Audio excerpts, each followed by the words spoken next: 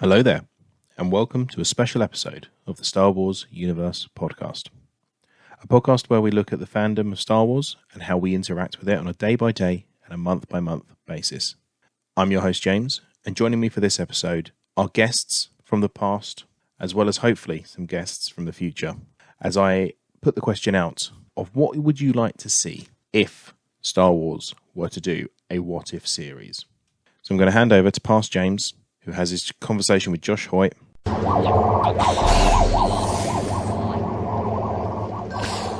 And joining me to discuss his and my what-if scenarios is friend of the show, previous guest, brilliant contributor, Josh Hoyt. Hi, Josh. How are you? Hello. Thanks for having me on, and hello, everybody. And really excited to be back today. No problem at all. I think it would be remiss of us to say that we are recording this about an hour after the news of Carl Weathers passing, which is devastating, really. Multiple iconic roles, from Apollo Creed to obviously our own beloved Grief Karga, even Combat Carl and Dylan in Predator, a real action icon of the 80s and stalwart of the film profession. May he rest in peace. Yes, definitely thoughts and prayers to his friends and family, and not easy news to digest, whether you're a Star Wars fan or you are not a Star Wars fan.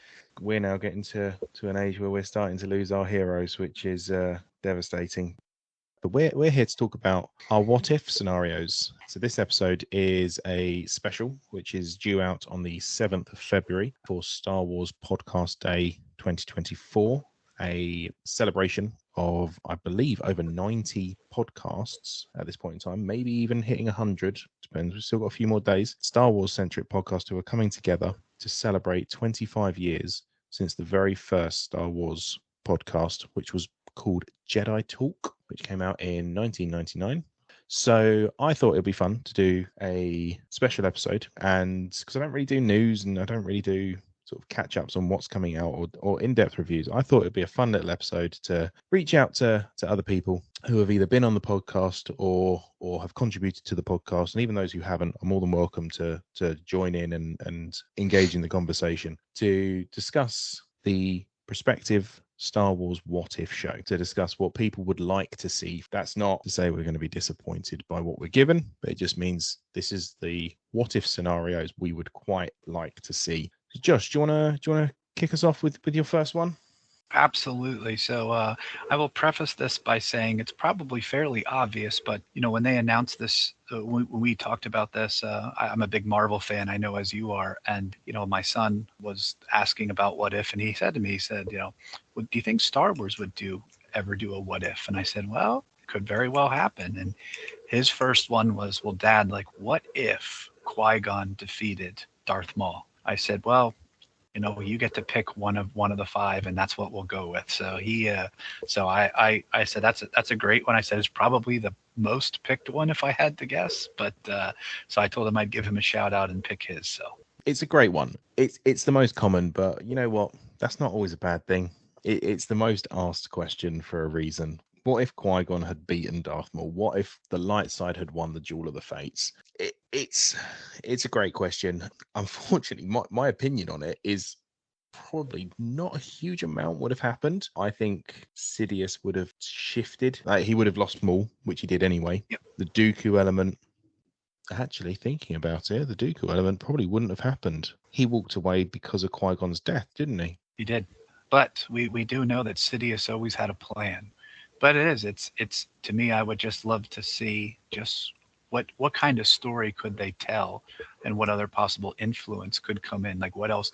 It creates a what if of a sense, well, what would Sidious have done then? Yeah, how does the plan change? Absolutely. Yeah, because obviously your immediate reaction there, my immediate reaction there was very much, well, probably not a huge amount, but actually no, it's he would have had a father figure instead of a brother Mhm. in Obi-Wan. And you even hear in episode 2 when he sort of goes after the Tuscans, you hear Qui-Gon trying to stop him and trying to have that influence from the cosmic force.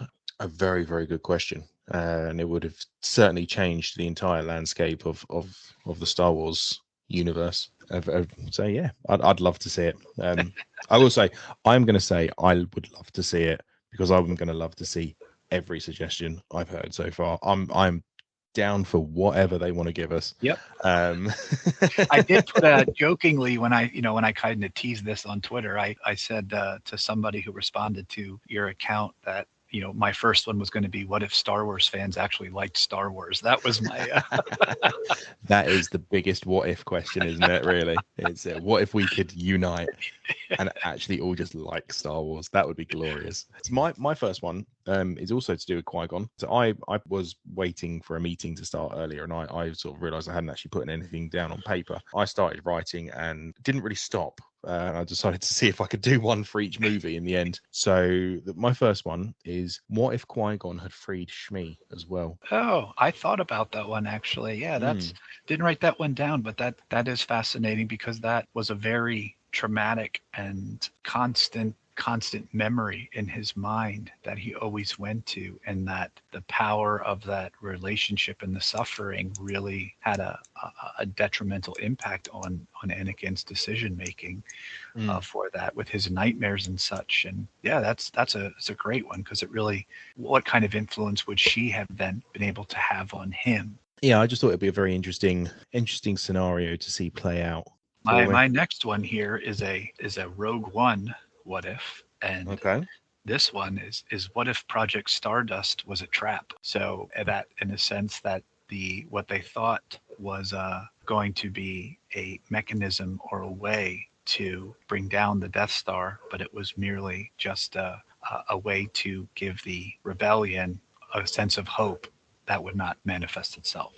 So would that mean that the attack at Scarif would fail? And it was well, for starters, the what if answer there is we would have got Admiral Akbar's line a lot earlier. They still would have gotten in there, but that the Death Star plans were, in fact, there wasn't, if it was not a failed mechanism, or it was not that it was made it to seem like that, to just bring the rebellion in, and what would have happened there. So that is close enough to my Rogue One what if of what if Scarif failed. I'm going to tick that off my list. So so we've doubled up on, which is good, because I've got plenty more. Great minds think alike. There you go. So yeah, I think if that were to happen, then obviously I think the rest of the film and the beginning of New Hope would have continued all the way through Alderaan, really, until they get to the rebel base on Yavin 4, and then there's just nothing. And it's at that point, obviously, the Death Star, out of ideas, I think they'd either escape and the Death Star would just be out there, or Yavin 4 is no more.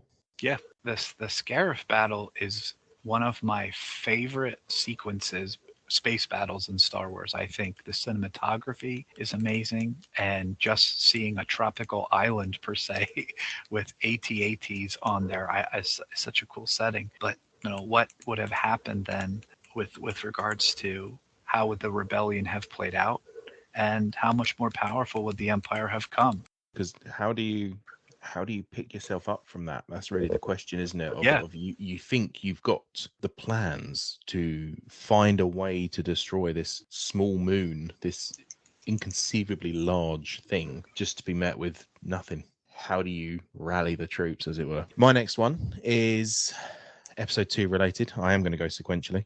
Is what if the assassination attempt on Padme was successful? Mine was going to be, what if they hadn't switched? What if it wasn't her body double? And what if that was actually her?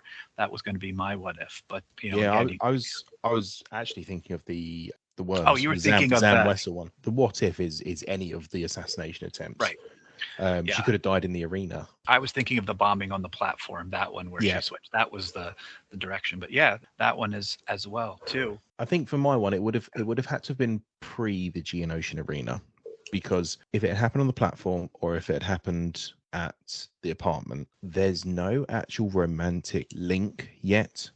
So Anakin would be devastated. That is obvious. But I think he would be as devastated as Obi-Wan would be, not more, because, well, he obviously has loved Padme since he was a child. There's no reciprocation of that. There's no obvious reciprocation of that, and there's no actual relationship that's developed over time with the time they spent on Naboo and stuff. So it's almost a case of it's just a mission that's failed at that point. And it's weird knowing the relationship and the marriage and what comes from it, but also the knock-on effect is they don't have that relationship, and the twins don't exist, and the trigger that sends him to the dark side doesn't exist anymore. And where he tries to stop her death, that's really ramped up because they're married. It's his wife. Right. So yeah, I thought that'd be an interesting story and concept to explore. That's a great one. Mine is, again, going to still with the original trilogy. Mine was, what if Leia was on Alderaan when they tested it? What would have happened because of that moving forward? I think the question there would have been, why would they have picked Alderaan? Because they picked Alderaan because she was not talking. I think that's really the question I would immediately raise with that what if. I was thinking of the lens that instead of Leia being the prisoner, her father was the prisoner. And, so you go through that interrogation where he knows where the rebel base is, and she is then on Alderaan. I should have prefaced that a little bit better. In that case, then, losing her, what does the rebellion then look like moving forward? And then does Luke ever then really find out that was his sister or not? Well, let's face it, the main reason Luke is willing to go is because he sees a pretty girl. Yeah, it's which obviously turns out to be his sister, which is a little bit awkward when you look back on it. I think Bail Organa has got a much harder sell to Luke than Leia has. But you could still use her hologram to saying, Obi-Wan, help me, they've captured my father. And because thinking of after Kenobi, how they had that, and how he would only reach out if there was a need, and she knew that, she would be the one to reach out, still saying that, instead of saying you said you served my father, but my father is being held hostage or captive.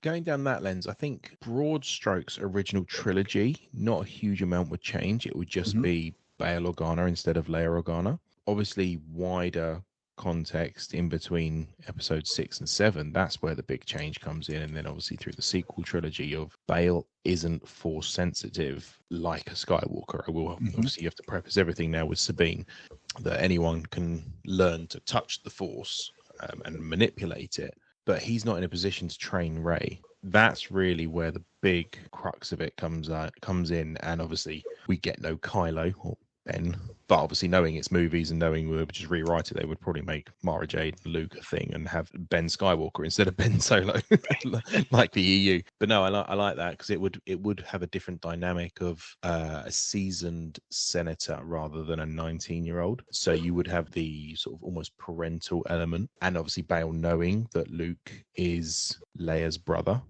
From the off, that adds a different layer of dynamic to it. And Han probably wouldn't hang around because he would get the money and go because he's got no.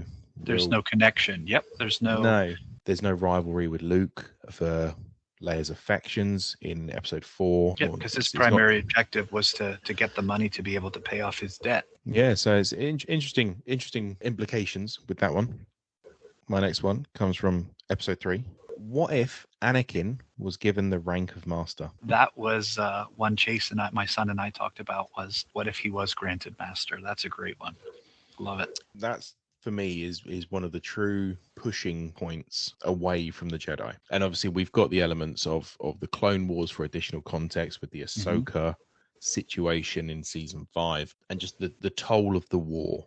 That and just how Sidious used that seed to manipulate, like how, look at you, you should be, how could they not, that, and it just developed that almost that childlike adolescent, it's not fair, and that emotional tantrum per se is what started to really push him.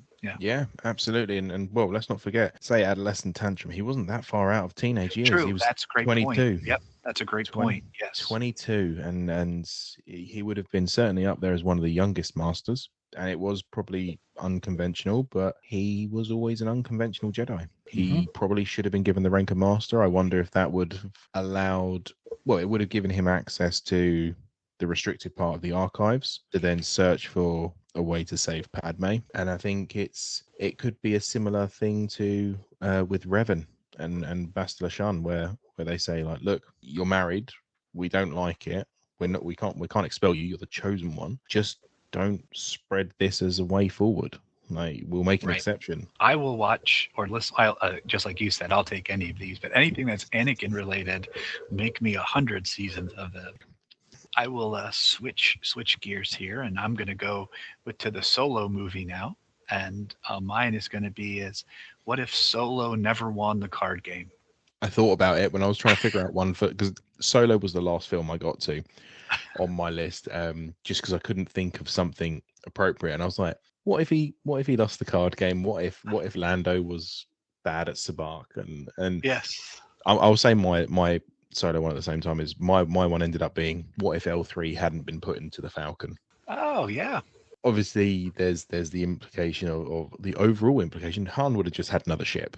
Yes. In reality, but he developed such a relationship with that ship. It's symbiotic, you know. Yeah. You don't think of the Falcon without Solo Han, and you don't think of Han without the Millennium Falcon.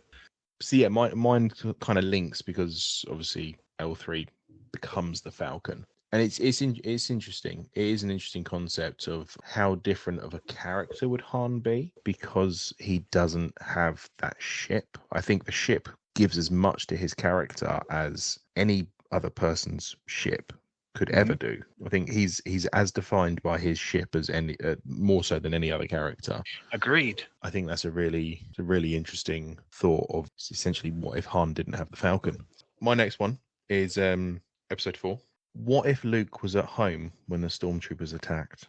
Wow. What if he hadn't followed R2? So yeah. R2 brings back old Ben, and there's 3 bodies instead of 2. You have to wonder what would that have done to Obi-Wan at that point in his life too, to know that he almost drove Luke to that choice to make. And now Ben not only was responsible for losing his friend and also Luke's father, but now his friend and his friend's son, especially when you see the Kenobi side of things, where he constantly looked over him and believed that he was his caretaker from a distance. What kind of emotional toll would that have had on Obi-Wan? That's a dark one. I like that one. Yeah. I was very pleased with myself when I thought of that one. I personally think that would play through of, I think he would panic in the first instance. He would sort of initially be rage induced, but he would calm himself very quickly. We've got to bear in mind he's Obi-Wan Kenobi.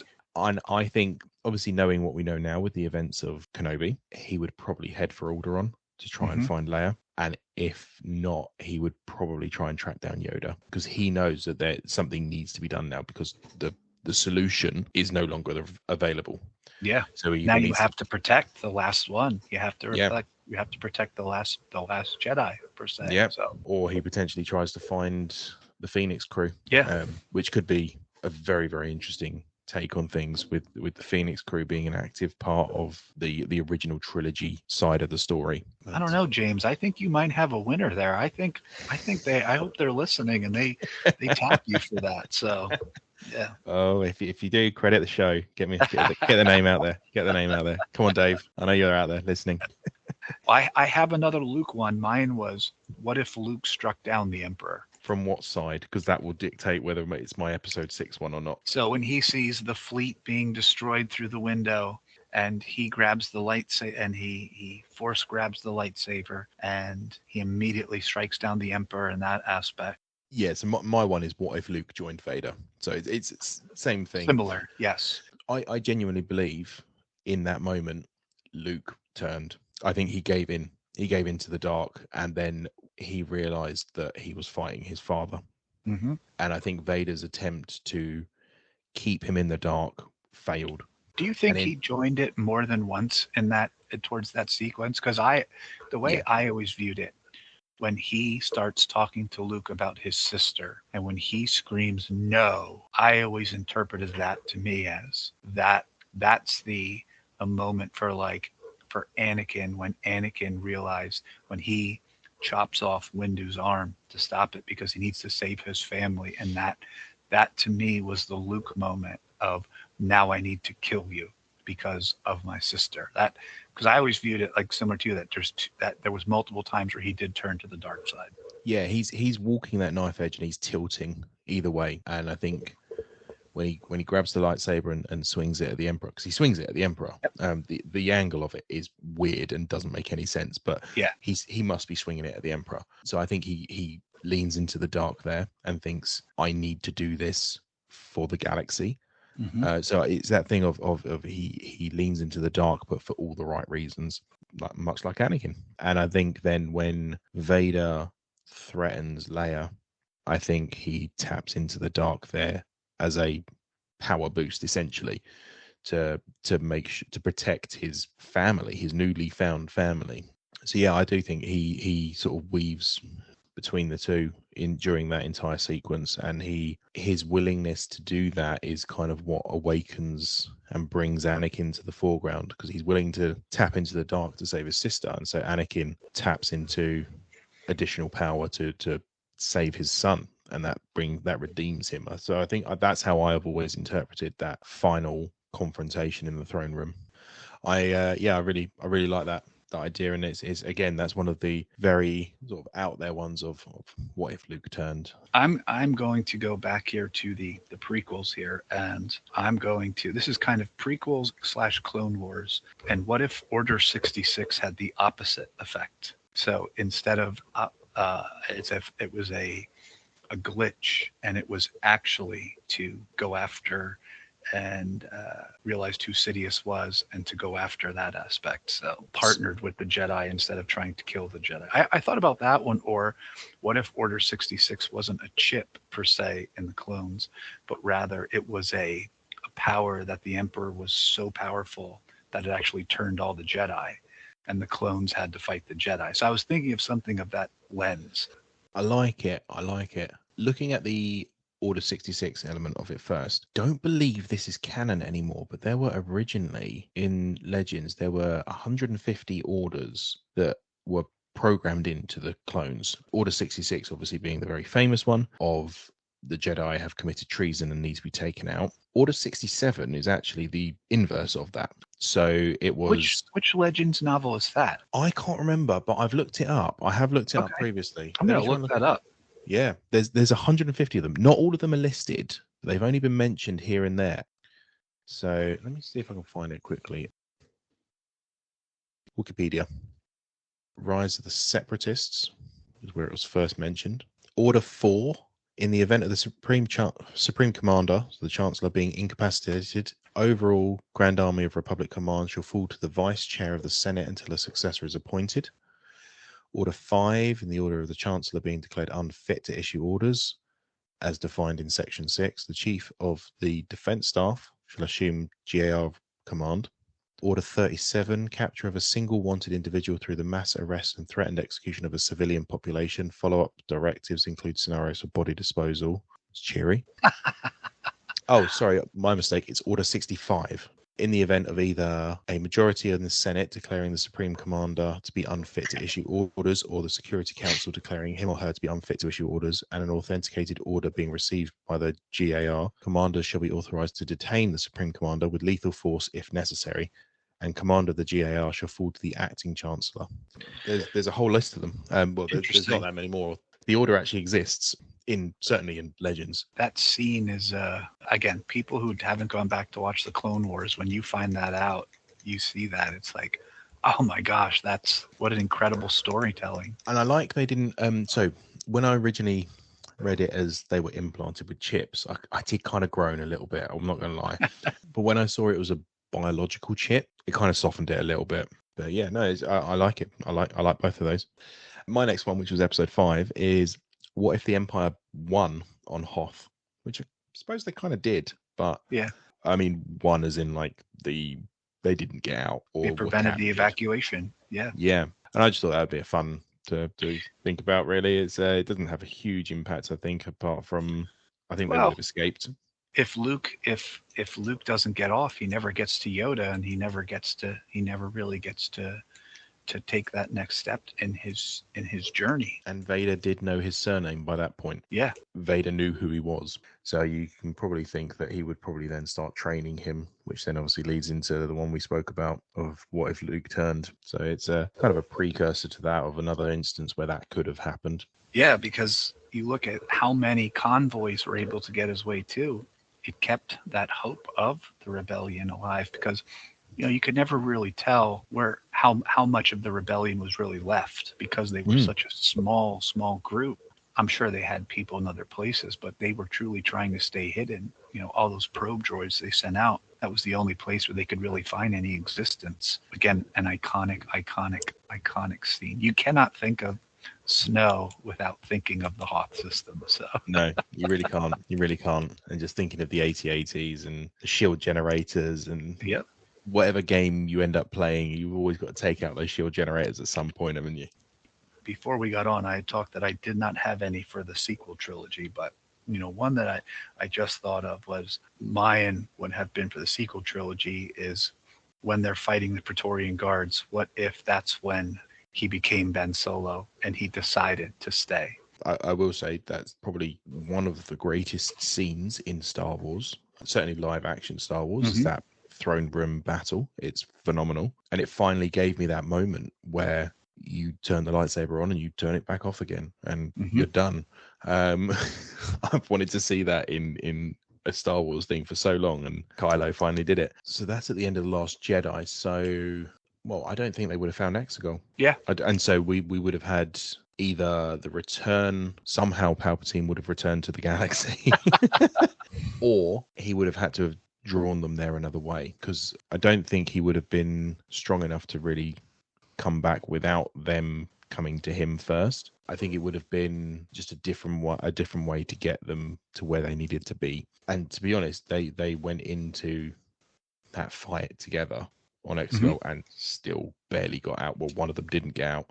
In terms of overall changes to the trilogy, I don't think it would have had a huge impact. It would have been, again, Sidious would have had to have changed his plan slightly, because that's what he needed them to do. He needed them to get there. And for Kylo, it was going to Mustafar and finding the Wayfinder. And for Rey, it was going to the second Death Star wreckage and finding the other Wayfinder, which in its own way, I think, kind of cemented the dyad, because they're doing the same thing, just on different sides of the coin. Whether it would have been, they would have just been together, and they would have found the Death Star 2 wreckage.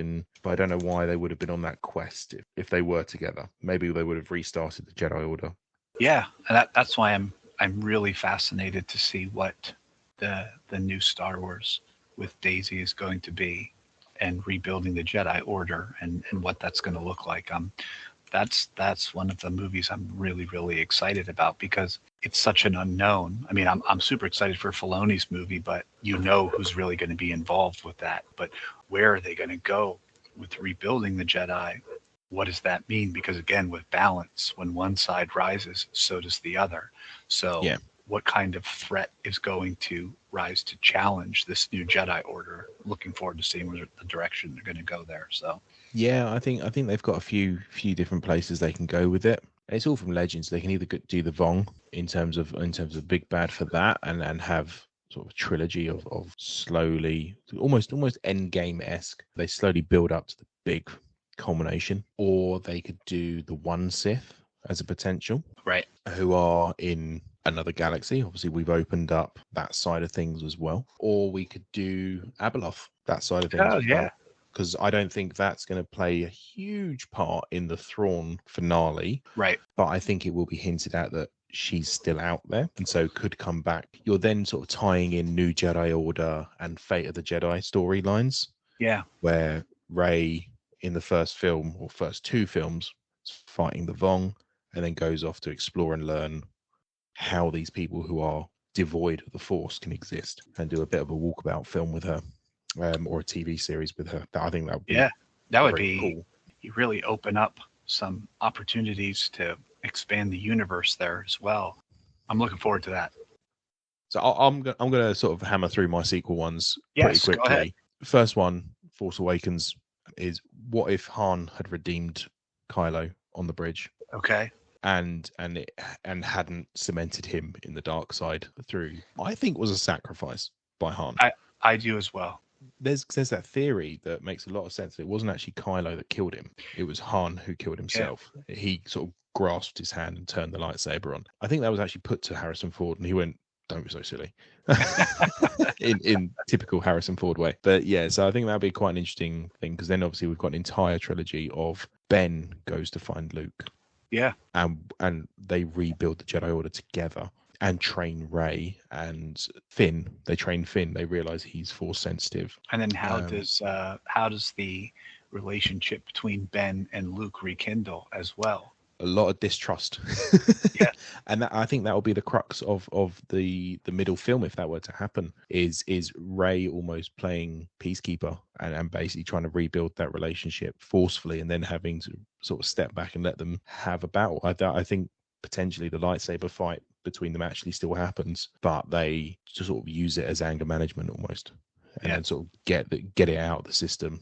They both have chances to kill the other in that fight, and they both don't do it. Yeah. And that's kind of the trust. And then you go into the final film of the trilogy of going, Luke sort of sat there meditating on the stone and goes, "I feel something," and it ends, and you hear the laugh of Palpatine, and then you go in and you have to take on Palpatine and Snoke. Yeah, because that was one that I had thought about. It was like, what if Snoke wasn't killed?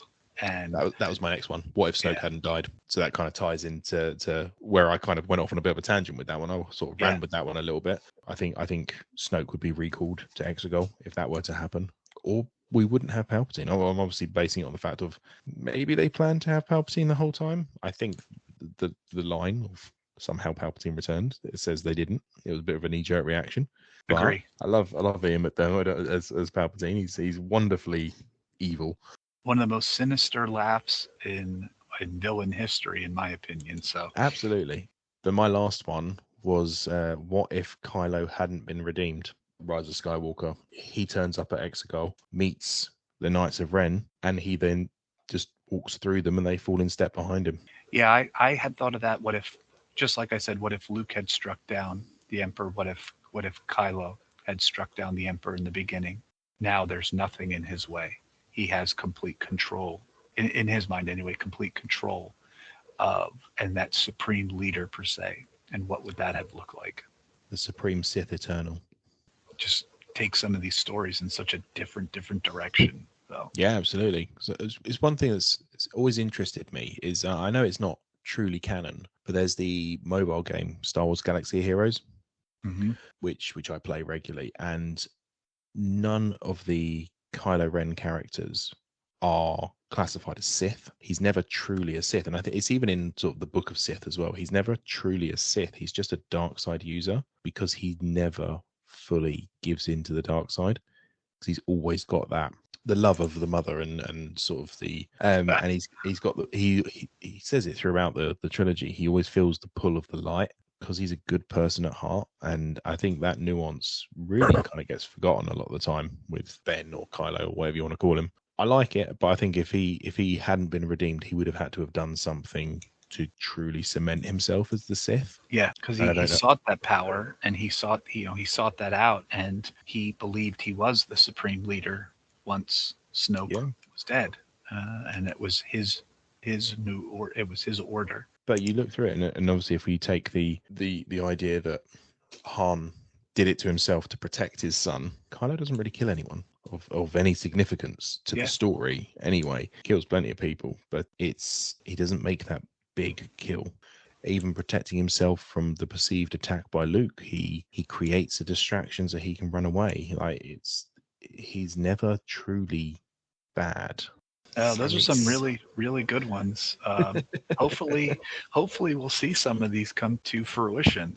And if not, we know in our heads anyway what they look like and what they sound like. So absolutely, I think there's probably going to be an element of fan service. I hope they bounce around the timeline a little bit. If they do them, do you think they would be animation, or do you think they'd be live action? And which would you prefer? I would probably prefer almost in the style of Visions. Okay. So it's a complete departure from the Clone Wars style animation. So you have that visual difference of this is not real. This is not part of the canon. This is very much a what if scenario. I feel like you almost need, like, obviously the Marvel what if has Uatu the Watcher as the narrator. Fantastic job. Can't remember who voices him at the moment off the top of my head. Wright is his, I'm terrible with names. I know Wright is his last name. Jeffrey Wright. Yeah. And I feel like it would need a narrator, and I would quite like it to either be Chiru as someone who we know, or the Wills from the end of From a Certain Point of View. Okay. I don't know if you've heard the audio books. Yep. I would love those two to narrate it. My narrators would be, depending on which story it was, I was thinking of either the Emperor or Yoda to be the narrators, depending on the story, just to bring the nostalgia aspect into it. But because I think the speaking in riddles would be an interesting way to tell the story. But I could also see people getting turned off by that as well, because too much of it might be just too much. So I've just had a sudden thought. It could also be, it starts off with 3PO around a campfire with some Ewoks. I'll tell you what, that's actually a great one, because he's been a part of pretty much everything, absolutely everything from the prequels all the way through the end here. So that's probably, I think that's actually the best choice. But they obviously, I don't want them to do what Marvel have done and incorporate it into the universe, because I think it just needs to be campfire stories. Yep. That would be fun. That would be a lot of fun. Yeah, and I think keep it lighthearted. Obviously, we've got some heavy stuff in there. Yeah. But trying the animation style would keep it a bit more lighthearted. I did just think of another potential that has been opened up, and it could be open up on Ezra meditating. If we wanted to go live action into animation, meditating in the world between worlds, and he's just exploring doors. So the world between worlds is almost like where Uatu lived. When I thought of what if the narration, I pictured it as if it would be told from the world between worlds, and you see the narrator walk into a portal, and that's how what if is brought about. That's a way you could potentially get people used to Ezra a little bit as well in live action. Either way, I'm very, very excited if they make this series. It's not guaranteed. And I really appreciate the time you've taken to hop on the call with me and go through yours and your son's as well. Yeah, it was a good what if. Yeah, I'm going to pass back to future James now and see what others have got to say. So thank you very much, Josh. I really appreciate it. I'm honored. It's a privilege to be on here. I appreciate you giving me the opportunity to hop on a call. I've enjoyed getting to know you. I hope we get to do this again in the future sometime, and the future is bright. Wish you well, and we're going to be talking a lot of Star Wars over the next couple of years. So good time to be alive right now. Thank you very much, Josh. You take care. Stay safe.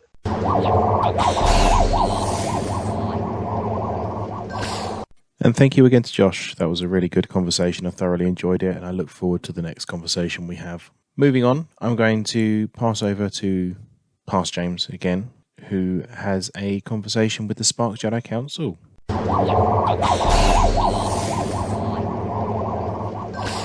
And so I have gathered the SPARC Jedi Council to discuss with me what their ideal what-if scenarios are going to be. I am currently joined by Brian, Hayley, and Todd. Hello there. Hello there. What's up? General Kenobi. What's up, General Kenobi? Sorry, you want to start that again? No, fine. We'll just roll with it. So we're going to do a quick round robin table, 3 picks each, to discuss what we would like to see from the recently speculated What If Star Wars series. If we start with Brian. I've got one that I've always thought of, and for some reason it got brought up recently, and I thought that this would, in my mind, would be a good starting point, is what if Darth Vader had survived at the end of Return of the Jedi? I've seen that as well, and that is a very, very interesting scenario, because the visual I saw of it, he actually had like the mask removed and everything, and I was like, well, that's not gonna work. Come on. He ain't gonna survive for very long if he's like that, is he? Come on. No, well, that was the whole point of like him. Again, it was like him dying at the end of Return of the Jedi was just like the same reason, like, you know, why Padme died at the end of, you know, Revenge of the Sith, in a sense. It's just like, did he really have mortal injuries? He was breathing heavily and stuff like that. But Wasn't he always? he could have been saved. But yeah, I mean, if they were going to rule the galaxy as father and son, would they have, or would they have gone, that's the whole what if scenario, I guess. Absolutely. So would they, in your scenario, would they be father and son rebuilding the galaxy, or would they be father and son ruling the galaxy? I think rebuilding, with Vader definitely being a shadow, because you could not have him be out there. You can't explain to everyone that this guy is He's good now. Redeemed now. But he killed so many people, so so many hallways. Yeah, directly or indirectly. He's, awesome. I think that he would just sort of, I don't know if it would be, because even in Revenge of the Sith, Anakin had some visuals about, like, he was talking with Padme about how he would change things if he was, a senator and stuff like that. And I think he's always had a sort of more of a totalitarian aspect and mindset of ruling. Who knows? It would just be an interesting, way after his redemption and stuff to see how he would go forward with it. Absolutely. Hayley, let's have yours. So my first one is, what if Sabine never left the Imperial Academy, knowing that she had these great weaponry capabilities, like she made the Duchess that decimated Mandalore? Like, what if we saw her continue to wreak havoc and making these like planet and population specific weapons? I think the Empire would have been done with their takeover like that. I really, really like that idea. The fact that she could just cook Mandalorians at will. So awful. Why do you even think that? What is your damage, Sabine? She was mad. She was an angry teenager, if we're being honest. Come up with genocide. Of their own people as well. I think that would be... I could almost see her becoming almost like the Emperor's Hand, a la how Mara Jade was originally introduced. She would rise to that sort of level of rank, especially given now that she's somewhat force sensitive. There was all kinds of potential in Sabine. Absolutely, there is. I really, really like that one. Todd, what's your first pick? My first pick would be, what if on Geonosis, Anakin and Obi-Wan were able to defeat Count Dooku? What would that do to Sidious's plans? And obviously, he was grooming Anakin to be his apprentice. But if Anakin and Obi-Wan had defeated Dooku on Geonosis, that would have been Dooku being extracted from the equation way ahead of his schedule. So I thought, well, we didn't know it at the time when we were seeing the movie, but it's been since made into canon that Darth Maul survived the events of the duel on Naboo. So I think that, and Sidious very famously said to Maul after fighting Maul and Opress that he's letting him live because he has other uses for you. Well, then this would have been an in-universe use, and it would have really not required too much more juxtaposition of the original through line. I mean, obviously you're going to end in the same spot, right, with Anakin becoming Vader. But then there's that whole, however many years. Yeah, there's the whole Clone Wars thing that now Maul is the apprentice to Sidious. So I think that could have given some interesting things to look at. It sounds really, really interesting concept. So would he be defeated as in killed, or would he be defeated and captured and potentially turned back to the light? Dooku? I think captured and turned back to the light might be interesting. Yeah, because that's what I was thinking. For it to kind of play out how you just described it, it would have to be a death because he knows who Sidious is. Yeah, that's true. And so if he were captured and turned back to the light, he would be like, that's the dude. Yeah. Another thing to consider too in that equation is that Darth Maul being put into that situation and ending the same way Dooku does. What happens to the character that Darth Maul plays then for the next 10 years after Revenge of the Sith, when he's rising up through ruling Mandalore and then taking over and doing the stuff in the whole crime scene, the syndicate that we find out that he's in charge of in Solo and stuff like that. So granted, it would erase the last season of the Clone Wars. Well, Yeah. season 3 Yeah. onwards. Yeah.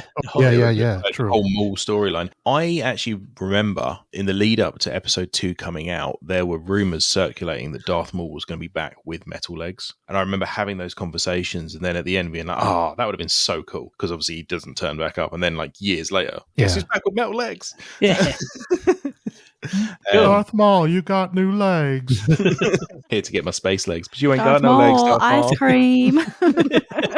Excellent. Brian, what's your next one? What if Bail Organa had always wanted a son and they switched places and Luke went to Alderaan and Leia went to Tatooine? Todd, do you have a similar one? Stole one of mine. I mean, I think dirty man. I think that's was we might have both had the idea in jest because they basically had that as one of the infinities. We find out that, Leia's force ability was more for the political side and everything, but we find out, I mean, she can, in the scenes in Rise of Skywalker, shows that she can do all the other stuff. So Girls got skills. Yeah, so if she can do that, I'm sure that she probably still has that power level that Luke had. I mean, not like, man, some of the power levels that Luke had in the old EU was like godlike almost. So, oh yeah, absolutely. It's one that's often talked about, and it's actually brought up in Empire from a certain point of view, isn't it? Where Yoda actually wanted to train Leia, not Luke. Mm-hmm. So it's even alluded to within canon already that someone wishes they'd swapped. Yeah, he's really rude about it too. He was.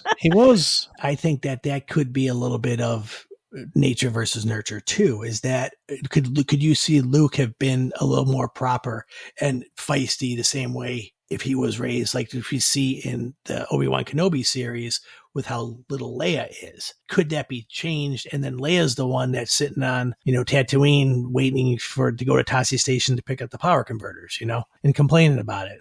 It would be very interesting to see sort of that lineage of Skywalker and Amidala, really, because you've got obviously that classic meme of Padme Amidala at 19, former queen, current senator, Anakin, general of the clone army, Leia, established senator, Luke, meow, with his toys. It's just looking straight down the barrel of the lightsaber. Of the lightsaber, yeah. So yeah, it would certainly be interesting to see and sort of look into that nature versus nurture. Todd, did yours differ from that, or did you have anything else to add to that pitch?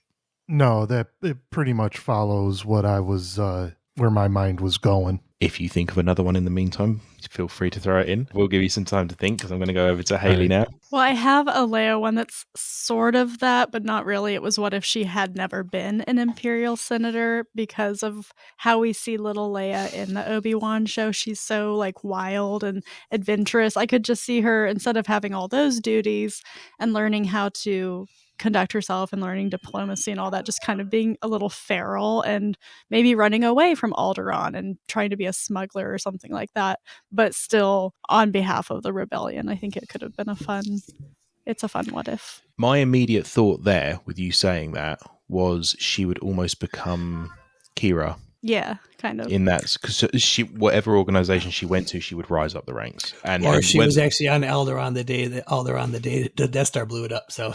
Yeah.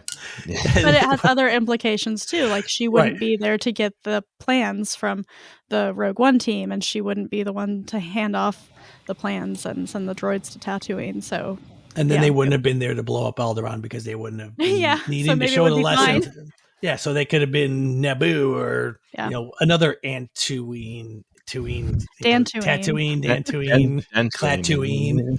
No, I like it. There's a lot of different places, and then that could go. The ripple effect on all these what ifs, I love. It's almost like an alternate. Okay, what if Luke Skywalker would have, like I said, I was going to say what if Luke. My next one was what if Luke had actually gone to the Imperial Academy that semester or that season instead of staying on Tatooine. That has something where if something that is explained already changes, not just something that is completely out of, what if Darth Vader decided if he wanted to become a beet farmer on whatever. When you started saying that of what if Luke, my brain immediately went, had green milk. Oh no, wait, he does. Yeah. Right.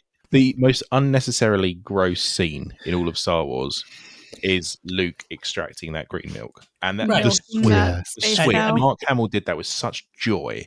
And Yeah. I mean, he was sitting there trying He to had tell to her. find some joy. Oh yeah, he was basically showing Ray like, this is what you want. Yeah, come Am get I the this thing. hero? Yeah. Yeah, it was funny the look on his face too. He just, Yeah. his beard. Only real. This will put hairs on your chest. Yeah. Yeah. Todd, have you got? Well, you must have another one because we've only done 2. What if Vader had actually defeated Obi-Wan on Mustafar?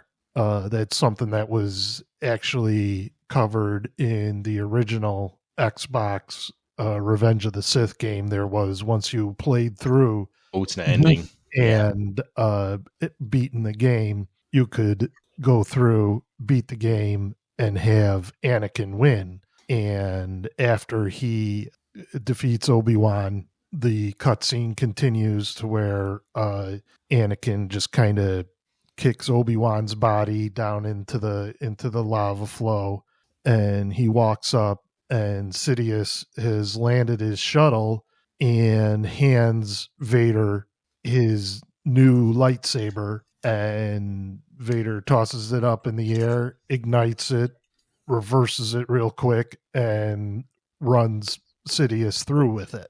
Ooh.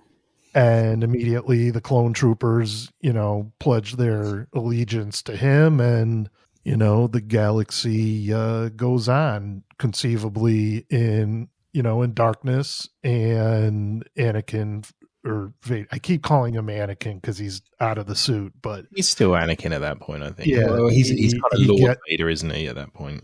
he gets his wish, and he makes things the way he wants them to be. So Padme at that point doesn't die of a broken heart. No, she's still dead. Oh, she is still dead? Okay. Yeah, She's still dead. yeah. Weirdly in the game, when Anakin force chokes her, that's when she dies. So I don't know.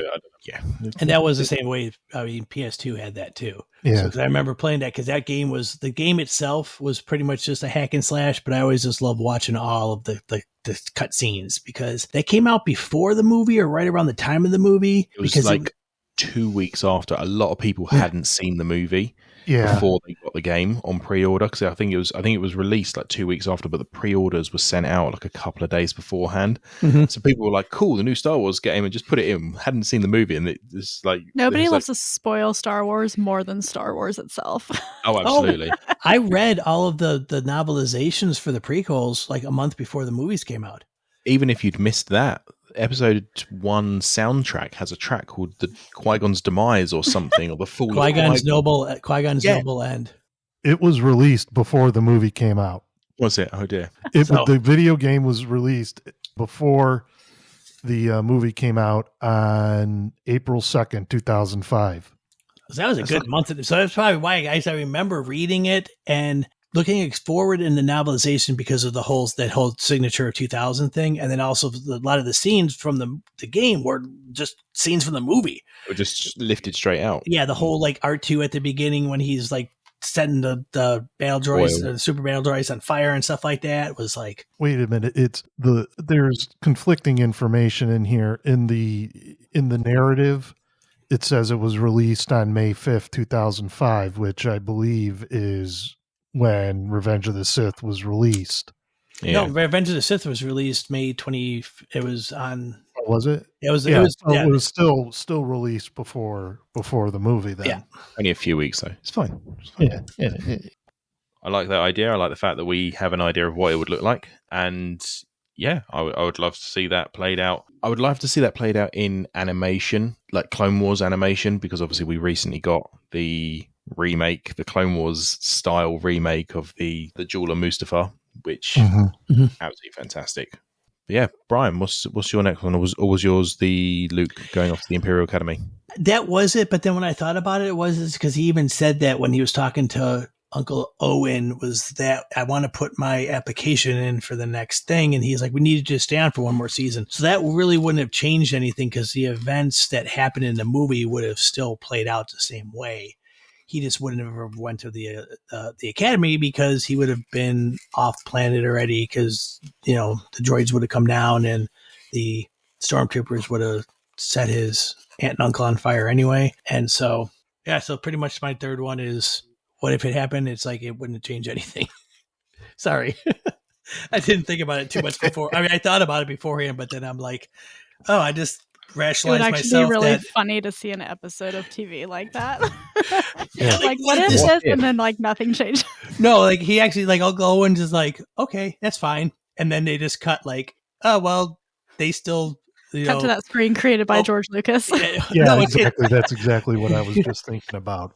But no, it's like all it really changed is that dialogue, and then the next scene was like, "Help me, Obi-Wan Kenobi." You're my only. It's still the same thing, right? So I mean, he just still needs the droids to help out on the farm, and then they get R2, and I mean, it just changes in case they didn't show up, and then he would be gone. And he'd go probably join the rebellion anyway, because if the deleted scenes are, with Biggs telling him, you gotta, he's jumping ship from the Empire to join the rebellion anyway. So he says that you could do this too. That scene is so 70s. Oh, yeah. It's everything I wanted from that scene. It's brilliant. I love it. Yeah, it's. I think if they were going to do that, it would have to be like a hard cut to then Uncle Owen and Aunt Beru smouldering, for want of a better word. Yeah. And it would have to be done in Family Guy animation, because that is such a Family Guy type of story of like, I'm going to go. Yeah, that's fine. Then just on fire. I want your whiny ass out of here anyway. Yeah. Awesome. Hayley, what's your next one? My final one, of course, I have to go to my girl Ahsoka. And even though this isn't a very inspired one, it's what if Ahsoka hadn't left the Jedi Order? Would we have seen her turn to the dark side with Anakin? Or would he would have tried to, probably? Or would she have maybe even been able to save him from Palpatine's machinations because she was just so in tune with him? Brian has his hand raised. Yeah, I was going to say my response was she would be killed in Order 66. Like, I mean, that's the first thing that popped in my head was like, if they were able to kill so many powerful Jedi Masters, now she is powerful and stuff, but if she was in her ways at that point when it was ramping up, she might have actually been off on her own.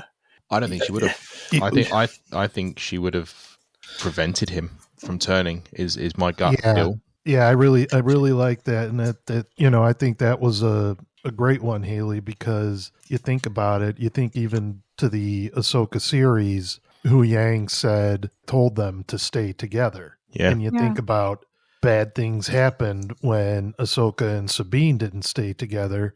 Well, really, really, really bad things happened when Ahsoka and Anakin didn't stay together. And I think James has something there that I believe that it's a very real possibility that Anakin doesn't turn, that he actually is there to help Mace Windu defeat Sidious, and things just go on as they are.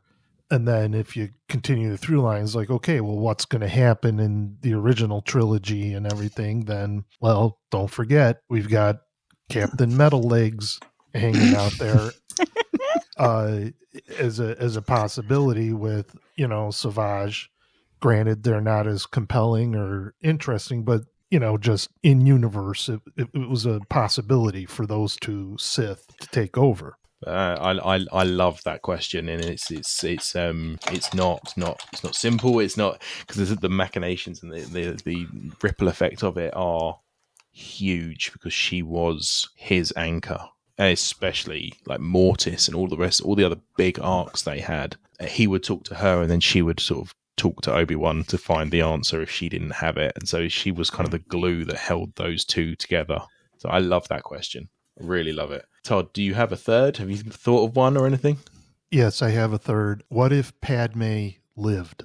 What if she didn't die at the end of Revenge of the Sith? And thinking that one all the way through, it would mean that there would have been no need to separate the twins. Luke and Leia could have been raised as brother and sister, and in hiding, of course. And I think Anakin wouldn't have pined so much, because we find out so much of how much of his pain and stuff is from losing Padme. Right. So, right. I even wonder if when he was all Darth Vadered out, he would have maybe turned back, found a way to turn back from Palpatine, or maybe been a double agent. Yeah, not only was she the reason, or just her existence and him Anakin wanting to make sure she didn't die. The reason he turned to the dark side, she was, also could have been his anchor, and that he never fully commits to the dark side and turns back to the light as soon as he finds out that she didn't die. Like even thinking about that, what if he finds out while he's coming up off the table, say he still has the duel on Mustafar with Obi-Wan, he still gets burnt and still ends up in the suit. Just think about the possibility if, Sidious didn't say, "I'm sorry, in your anger you killed her." He tells Vader that she's still alive. What's that gonna do? I mean, it can just completely turn things around. Or he still tells him that she's dead, but he finds out that she's alive, and that turns him from Palpatine too.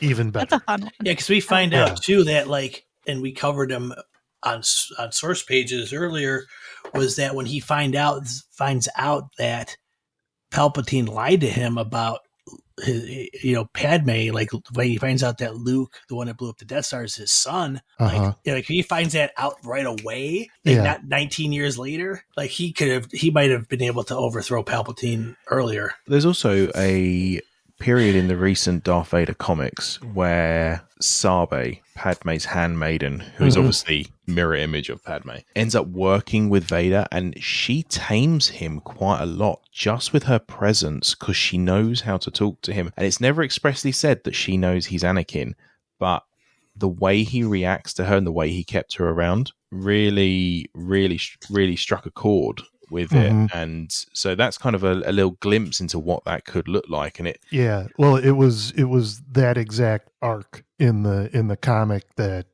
made me think of that one. I like that. If she was just about, because he would sense her in the Force as well. I do think it was that sort of stronger connection. I think that would be very, very, very interesting to see. Brilliant. Thank you very much, guys. I do really appreciate it.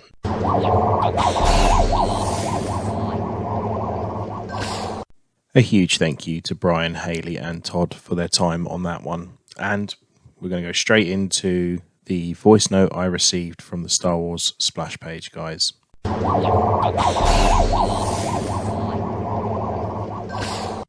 Thank you so much, James, over at Star Wars UPod, for having us on your program. It was very gracious of you to invite Jeff and I. This is Jeff and Matt from Star Wars Splash Page, by the way. Oh, that's right. Yes. I'm Matt. He's Jeff. I'm Jeff. Try not to get us confused. Jeff's the tall one. So we're pretty much the same height, I think, are we? No, you're like 3 inches taller than I am. Am I? Oh, okay. You loom large in my mind. So, so we're talking about our top five what ifs for Star Wars, right? Oh yeah. So yes. If Disney goes ahead with this, what would we like to see? Well, I've got 5 already in mind. What about you, Matt?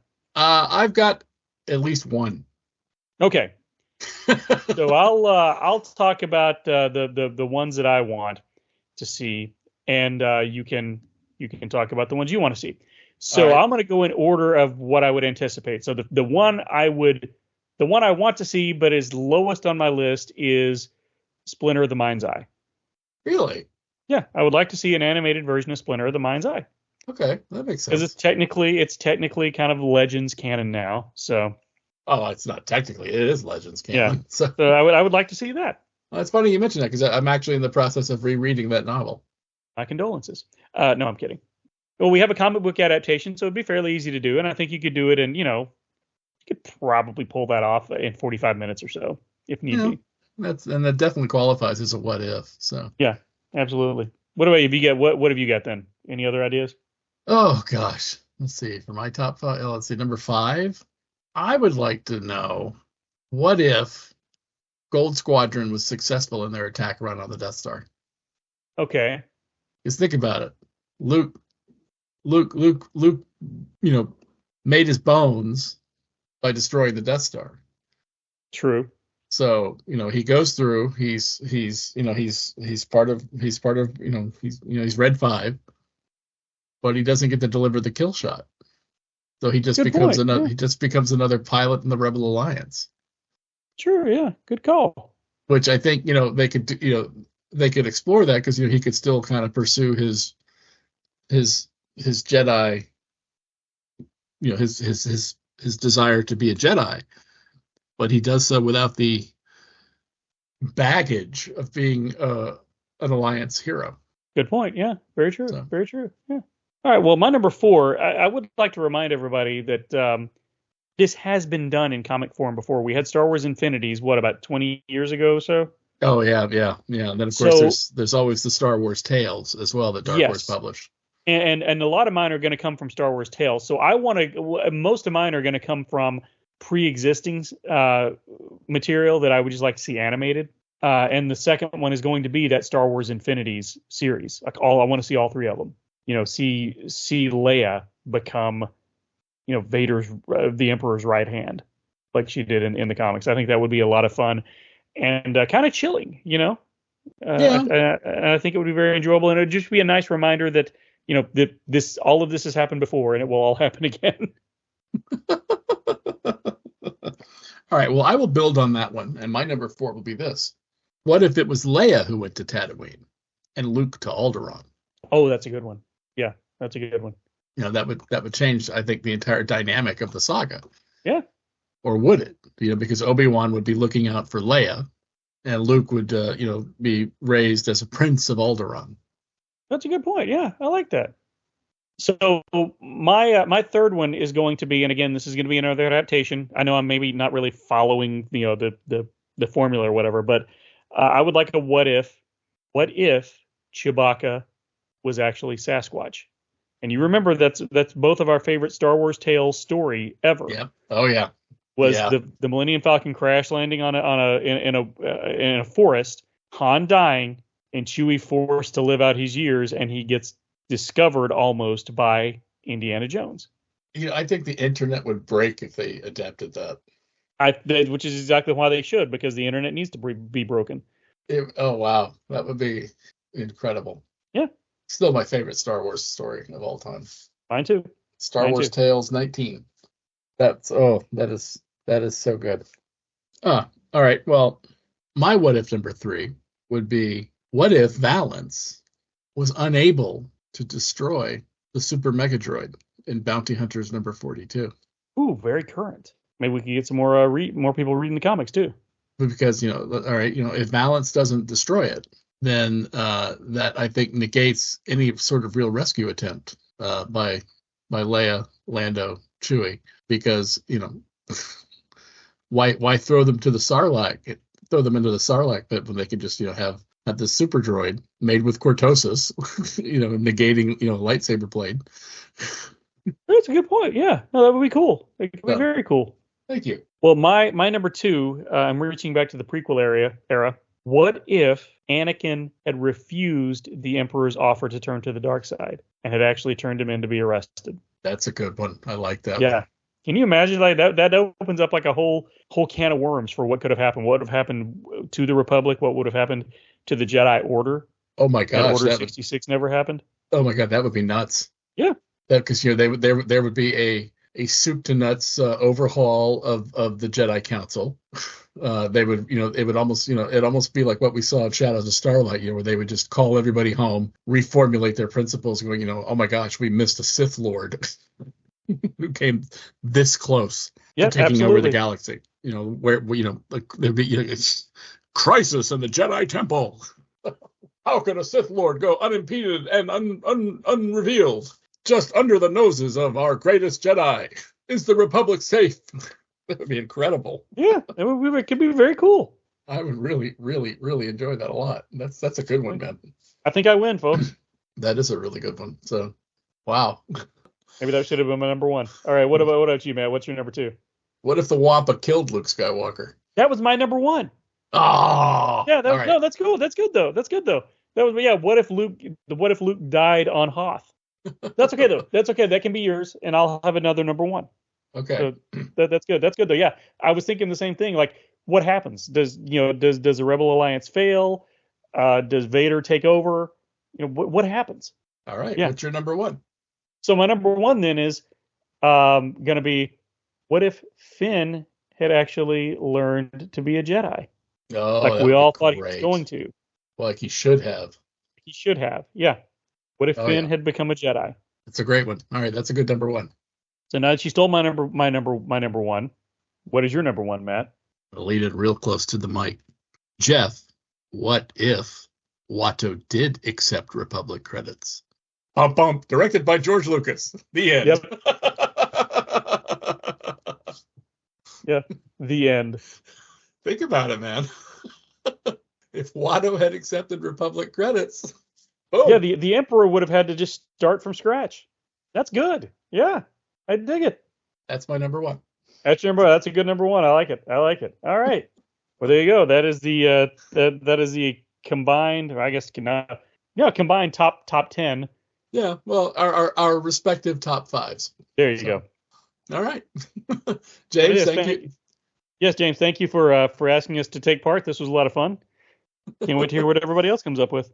Exactly. This should be fun. All right. For Star Wars Splash Page, I'm not Jeff. And I'm not Matt, and we just confused everybody. May the May Force be never with you. Always. Always never be with you.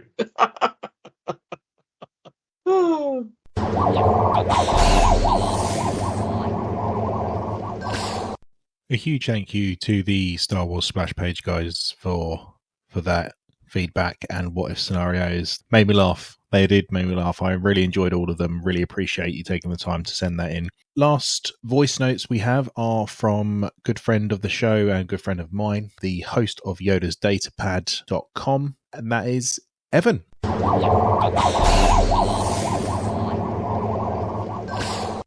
James. I've been thinking about the what-if scenarios. One I'd like to see is, what if Mace Windu didn't tell Anakin that he had to try to kill Palpatine after they discovered Palpatine was a Sith Lord? And would Anakin not have struck down Mace Windu? And then what would have happened?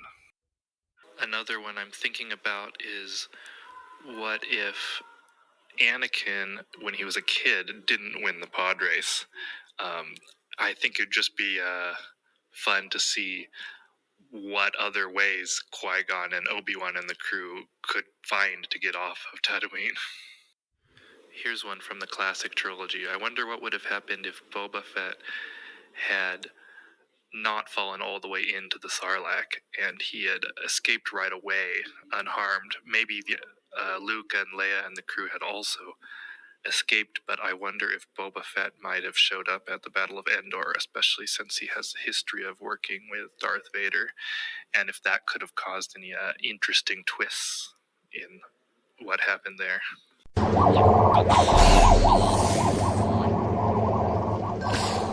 Thank you, Evan. Very much appreciated taking the time to contribute to this, and I like the suggestions. Really, really good ones there.